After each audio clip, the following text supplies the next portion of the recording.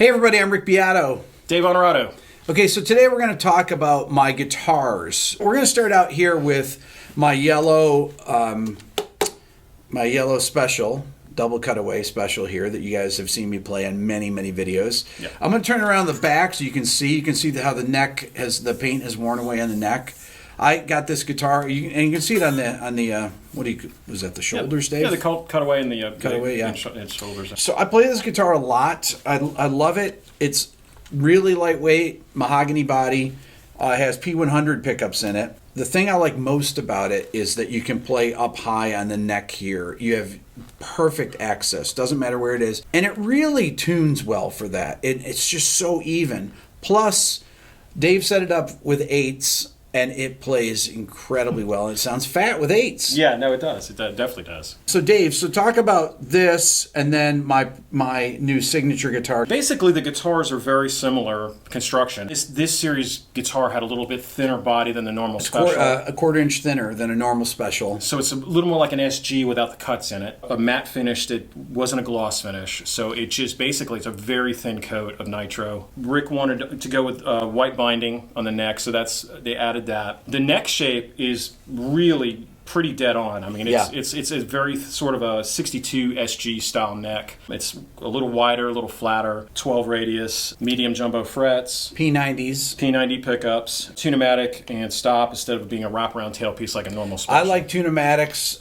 because I want to be able to adjust the intonation. Yeah. I totally told him. I said, let's stick with the tunematic because he changes tunings enough that we need to do that. And then just the Clouson style button gears, which are not like the plank style ones, but the individual ones, so they're a little they're better gear, they're a little tighter, And I always find that the blue guitars look great. I'm wearing a blue shirt. The yellow guitar looks great with blue. Yeah, but it does show really well. And then I like to wear a yellow shirt. I will play the blue guitar with my yellow shirt. Right. So I think those things really go together well. But that's kind of the story of my signature guitar. Gibson just did a beautiful job on it. Okay, so there's a few custom guitars that Dave's actually built from scratch, or actually built from guitars that I bought. Let's go to the Strats, Dave.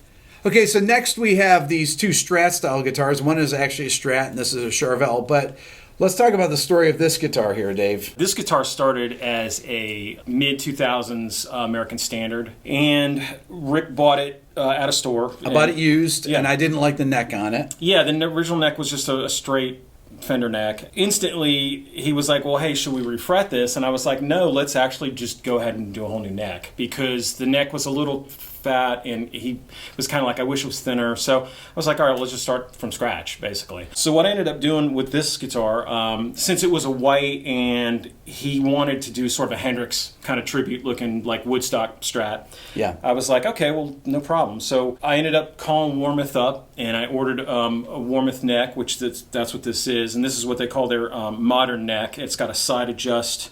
So it looks like a Hendrix guitar, but it's really got a lot of modern features. Yeah, I mean, my goal was to take this guitar and basically make it a '69 look like Hendrix's Strat, but play sort of like a modern Ibanez. Really, that was kind of my let's get it to play sort of like a Gem Ibanez, but look like a Strat. Right. So the neck is a compound radius, what they call modern Warmoth neck.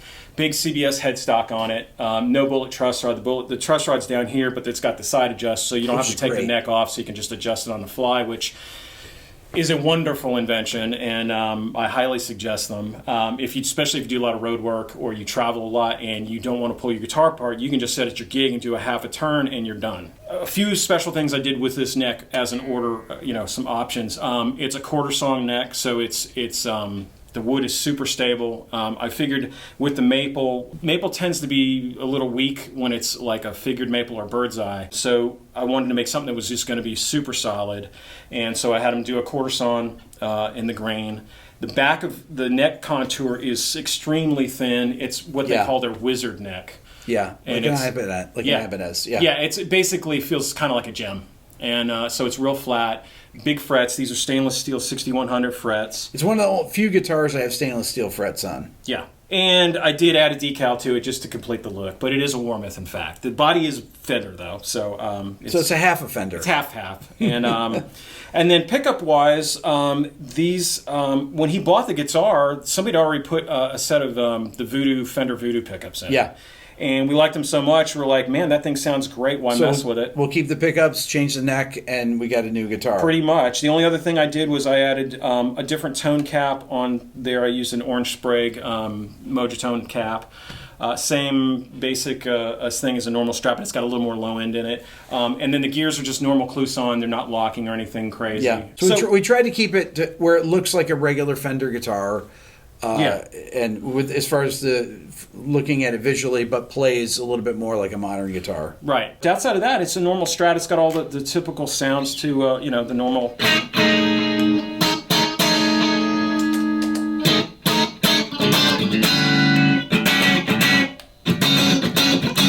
Strat. Yeah, it's a funky guitar, man. Okay, so let's talk about my Charvel guitar that Dave also built from scratch. Here, Yes. let's switch these things here, Dave. Yeah. So this guitar, you guys have seen me play in videos. Dave actually built the guitar for himself, brought it over here. Is like, try this out, see how you like it. And I used it a few times in videos, and everybody said, "Oh my God, the guitar is beautiful." And I said, "Dave, I want to buy it from you." So Dave sold it to me. Yes. And this has, so let's talk about this. It has some really interesting features on it. I collected Charvels for a long time, the early Strat head, early 80s, late 70s ones. And my first Charvel was a 77, which I still have. It's a Sunburst one. I've actually been in some videos on here with it. Yeah. And but this guitar was a guitar originally that I saw in like 79 or 80 that a guy had built years ago. He had a tobacco Sunburst over a quilt maple top, which I really liked, and 2 humbuckers. I collected all these brass parts. All these parts were 70 Charvel parts. The bridge, the rings, the knob, everything. It's all backplate. Everything's all original brass from Charvel in the 70s. And it literally took me 10 or 15 years just to get the parts.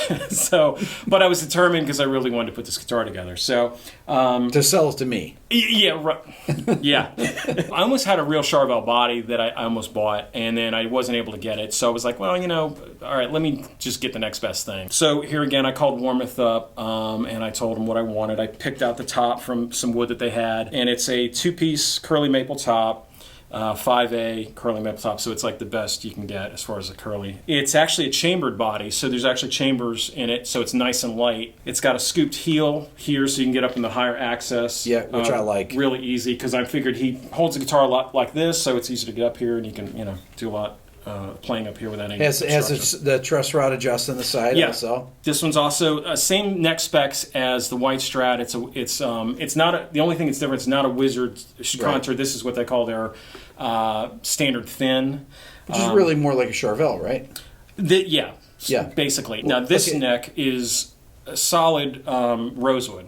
Now that's the thing that people ask me about. They ask me about what is that neck, and they've never seen it before. Everybody's like, we're trying to buy this guitar. I can't find it anywhere. Yeah, this is not. I mean, I'm sure you could get Charvel to make you one, but it would be very expensive. The guitar that I molded this after had a Brazilian rosewood neck, and I played the guitar and I loved it, and I was like, one of these days I'm just going to build one. So the neck is stainless steel frets again, like this one. I just kind of mirrored it because all my guitars, as far as the modern Strats that I have, are all stainless steel. So basically this guitar, my idea was kind of just to do sort of a Van Halen but with a neck pickup, not a locking trem because we don't use locking trems that much. So I had a brass Charvel tremolo that I used, an original one. The back on this one is mahogany, and it's got Spurzel locking gears on it. And then the pickups were hand-wound pickups that a friend of mine in LA makes, and they're kind of molded after basically a PAF. The bridge one on this one is a little bit hotter, and we kind of went through 3 or 4 different prototypes to get this one. It's not real scooped, actually. It's sort of more actually bumped in the mids. That's right. So which I like, especially for lead playing. Yeah.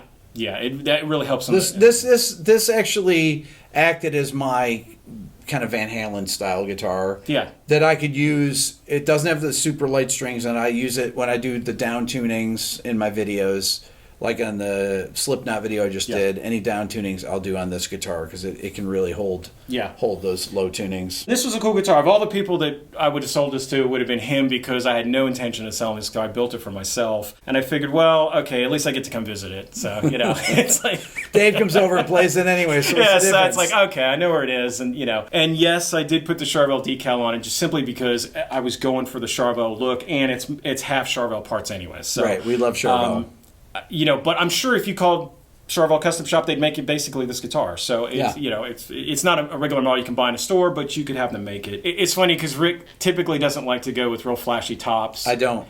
Yeah, he's kind of anti-flame maple. So I figured, well, okay, you got a couple of PRS. Well, let's at least. I love them on my PRSs. I like them, but I'm typically not a flame maple kind of guy. Right. So, and I'm not either actually. So this I like painted top. I like painted guitars. Me too. And so this one sort of is, one of a few things that he doesn't have. So that kind of worked out.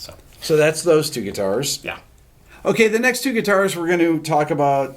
The first is my blue Les Paul standard Pelham Blue, and then we're going to talk about the 65 SG. Dave, you want to talk about this? So I've had this for a couple of years or so. Yeah. This is just pretty much a regular standard, except it has, it's not a regular standard. No, it's not. It's a 57 reissue. But and that's what I said. It's a 57 reissue with different pickups.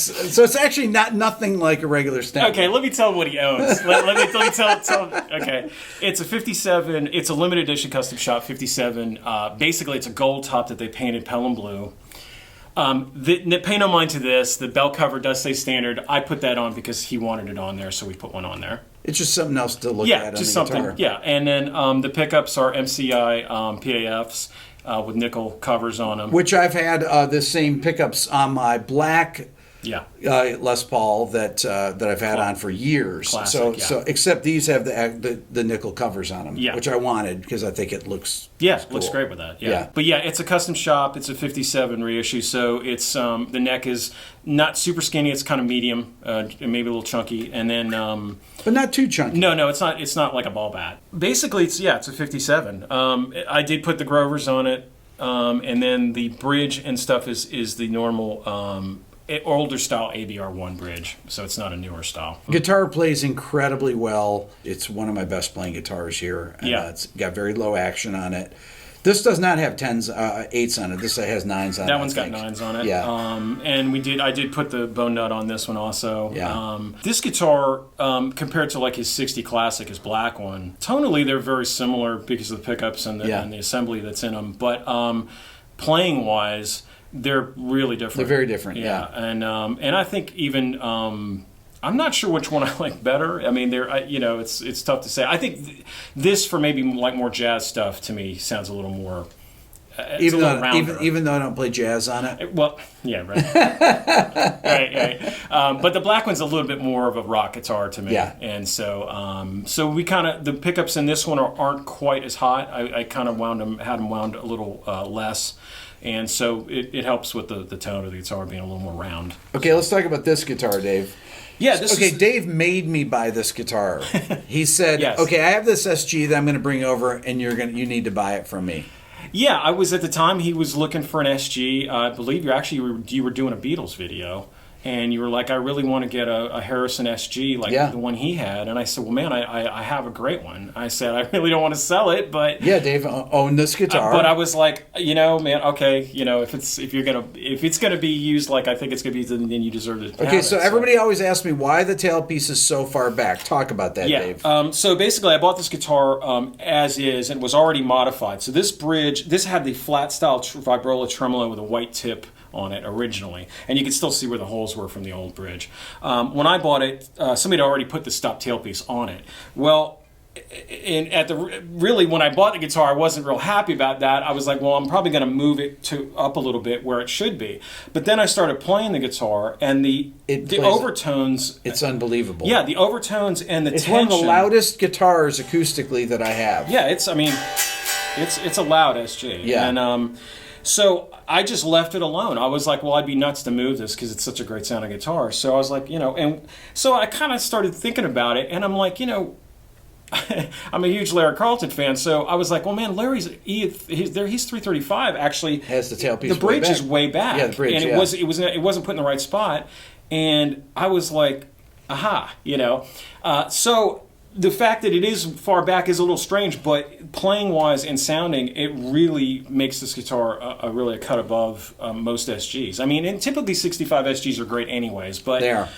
But this one especially is just a really phenomenal The guitar. neck is incredibly thin, especially where it meets the body. Yeah. It's so easy to play up high on it. Once again, that's one of the things that I like. Yeah. That's similar to my double cut. That Yeah. it's just really easy to play on. And this is, other than the contour, it's probably about the same thickness of my double cut. Yeah, it is. It really is. And the thing I like about this guitar too is, like on your other one, you can get all the way up here and even go past it. Yeah. The later SGs, they kind of moved that around and you couldn't, or not as easily. The pickups in this one are the stock patent number pickups. They're extremely hot. This pickup combination in this guitar, it must have been. It was one of those good days when they just overwound it by accident. It's like, okay, great. They're just extremely hot, and it can go from Angus Young to like Holsworth with a clean tone though. Yeah. It is beautiful. It has so much sustain and it just sounds killer. And everything on the guitar is straight. I mean, it's not broken, which was another reason why I wanted to It's hard to find these not broken. Yeah, I mean, so I bought this as a player because I would really want something that wasn't broken, but I could play it and not worry about it. If I'm buying SGs, that's the first thing you look for is if it's busted, And I'm not saying that broken SGs are bad. I'm just saying that if you can find one that isn't, it's just, Now, it's not that I haven't owned SGs in the past, but Yeah. I wanted this particular. I have one other SG that's a Gibson one with P90s on it. I typically will buy if I have the same guitar repeated, it will typically have a completely different pickup combination. Yeah. Right. So the P90s versus the humbuckers on here. Right. And the other cool thing about this guitar too, it'll also do the total Iommi thing really well. It's really super hot, and as we've demonstrated a few times, I think. Yeah. So. Okay, the next two guitars that you've seen in videos. Let's talk about this Deluxe. Yeah. Dave. This is a 72 Cherry Deluxe. This one actually I found on eBay. He was looking for a Deluxe, and I was like, well, let's try to find something cool. And I really wasn't having luck in town, so I looked on eBay, and he wanted something that shows up well on camera. And I was kind of like, well, let's not go with a Sunburst. Let's like try It's hard to find good Deluxes that are from that era, because you want to have the mahogany neck on it if you get any later. Well, I don't even know if they made them. Anything pre-75 is considered, it's still mahogany neck, so it's like more of like a 60s. And you can get a Pelham Blue one too, right? I think Deluxe or no, this Blue Sparkle. Blue Sparkle, yeah. In '72, they did they had gold top, and then they had a Blue Sparkle, red Sparkle, and then a silver also, which is really rare, like a white silver. The Blue Sparkle is beautiful, but I wanted a red guitar because I didn't have that many red guitars at the time as far as my Les Pauls. So really what this is a Sunburst that they didn't finish the Sunburst. They just did the top all red. And it's see-through, so you can see the maple underneath it. And this guitar, it's got a few small mods to it, but nothing crazy. Talk about the mini humbuckers on it. Yeah, the minis in this one, this is another really great sounding one. For some reason, the 71, 72 Deluxes that I've ever owned, to my ear, were the best ones that I've had. Pickups are really, they sound really good. They're almost like a P90, but without the noise. They have a Strat kind of high end to them, which is really cool. A great example, if you want to listen to a guy play the crap out of this, is the guy Barry who played for ARS. Yeah. If you listen to the song Spooky, listen to the lead tone in that. That's a gold top. That's the same guitar as this. It's just really a great tone. So we've used this in a bunch of videos before, and it sounds amazing with through a Marshall or something. Yeah, clean or dirty. It's clean great. or dirty. The only mods on this guitar, it does have a Tone Pros bridge on it, which I put on there because the old one was rocking a lot, and I knew he was going to use a bunch of different tunings, so I wanted to kind of make this more solid. So it's just an added on Tone Pros. The only other thing, we do have locking gears on this. It's got a locking set of deluxe cloisons. I didn't want to route out the headstock for Grovers since it's a vintage guitar, so I just used a retrofit, and it stays in tune great. And this guitar is cool because the neck kind of reminds me of your SG. Yes, it's thin. It's a thin neck, which is not, I guess, usual for that time. Or it's kind of typical, but with this one, it's been refretted with a little larger fret wire, so it feels more that's like why. the SJ. Yeah. And these are great guitars. I've always loved the Deluxe, and it's funny because everybody for a long time would route these guitars out for humbuckers, and it's a shame because the original stock pickups were great. I mean, these were not, they definitely.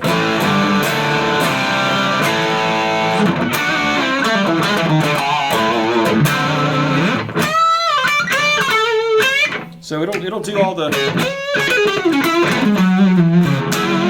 Everything it needs to do. Yeah, right. It's got sort of a Strat neck tone, and then the rich humbuckers. It's very Angus if you got it cranked, So it's a great guitar. They're remaking this guitar now, finally, and so you can get a new one, and they're basically the same appointments as this. So you can definitely pick one of these up or find a used one. So. Okay, so let's talk about the gold top here, Dave. So this gold top I bought used. This is a 2006 56 reissue, custom shop, right? It's just a normal one, but it's the VOS series. Yeah. It plays great, even though it's got a baseball bat neck on it. I typically don't like baseball bat necks, but this neck is so fast. It's amazing. I'm not sure why that is, but it's a good one. It's a really good one. Yeah. I picked it up. I was at a store, Atlanta Discount here in town.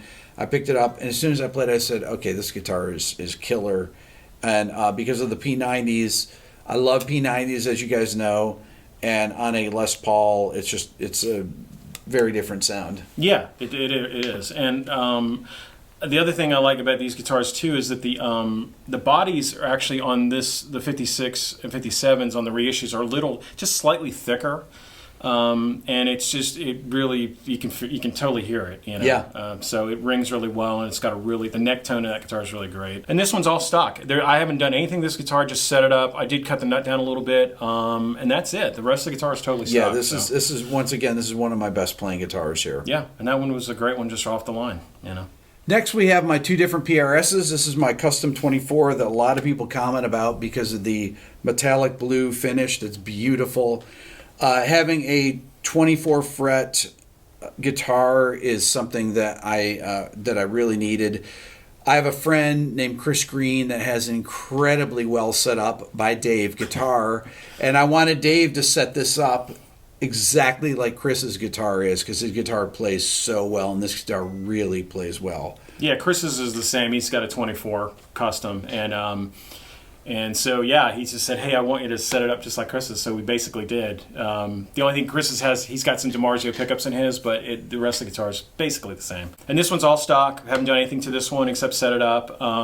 The finish is really cool on this guitar. It's absolutely beautiful. And it's funny because even on camera, if you saw this in the real light, it kind of doesn't do it justice here. But if you see this like in the sun, it blinds you. It's crazy. It's absolutely beautiful. Plays perfectly. Yeah. And Dave it's just set up so well. And this one, I did do 8s on this one. Yeah. It's super light, and so he can really fly on it. Now, this guitar is my 594 McCarty. This is a 10 top. Yeah, 10 top. This has 9s on it, I think, Dave? Yeah, it does have 9s, yeah. It has 9s on it. Yeah. It's just an absolute beautiful guitar. Plays really well. You guys have seen me play it on Instagram if you follow me on there. If you don't follow me, at Rick Beato 1. It's all stock.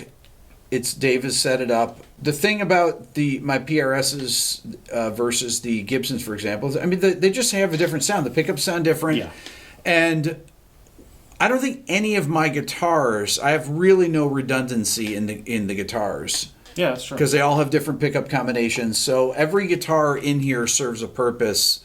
Yeah. It's not like, why do you have 5 Les Pauls or why do you have 2 different PRSs? These are really different guitars. Yeah, that's got a tremolo. This doesn't. Yeah. So there's nothing. 24. This is it's just a different animal. Different thing. Yeah. The neck is thinner on this than that. This is more like a sort of a I would say more like a medium C-shaped Gibson neck. Yeah. Type 50s neck. This is a thinner. Yeah, that's the super thin one. Yeah, super thin, fast, really fast neck on this guitar. So, love these guitars. These are killer sounding guitars, and like I said, everything is stock in them.